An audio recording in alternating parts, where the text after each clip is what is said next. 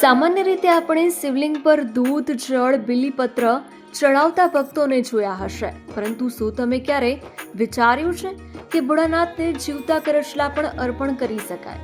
જી હા, સુરતના ઉવારો ઉપર આવેલા એક પ્રાચીન મંદિરમાં વર્ષોથી આ અજીબોગરીબ પરંપરા ચાલતી આવી છે, જ્યાં હજારોની સંખ્યામાં ભક્તો લાઇનમાં ઊભા રહીને શિવજીને કરચલા ચડાવે છે.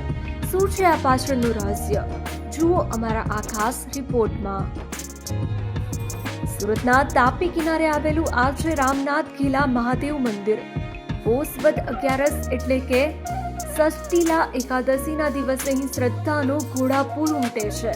તમે વિડીયોમાં જોઈ શકો છો તેમ ભક્તોના હાથમાં થાળીમાં ફૂલહારની સાથે જીવતા કરચલા જોવા મળી રહ્યા છે. સવાલ એ થાય છે કે કરચલા જ કેમ? લોકવાયકા મુજબ જે લોકોને કાનની બીમારી હોય, સાંભળવામાં તકલીફ હોય, કાનમાં રસી આવતી હોય, તેઓ અહીં માનતા માને છે. ભક્તોનું માનવું છે કે મહાદેવને જીવતા કરચલા અર્પણ કરવાથી કાનના તમામ રોગો દૂર થાય છે. ઘણા લોકો પોતાની માનતા પૂરી થતા અહીં કરચલા ચડાવવામાં આવે છે.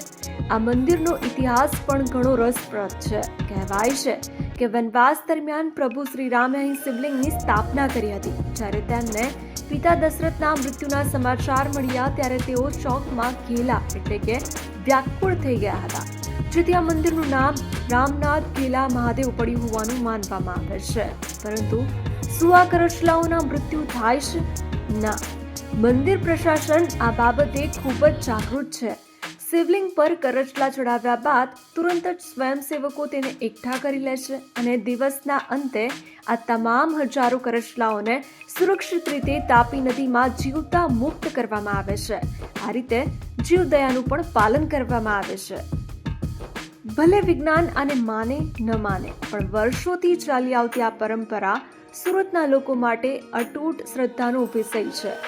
દર વર્ષે અહીં 60,000થી પણ વધુ કરચલા ચડાવવામાં આવે છે અને ભક્તો દૂર દૂરથી પોતાની વ્યાધિ દૂર કરવા ભોળાનાથના શરણમાં આવે છે.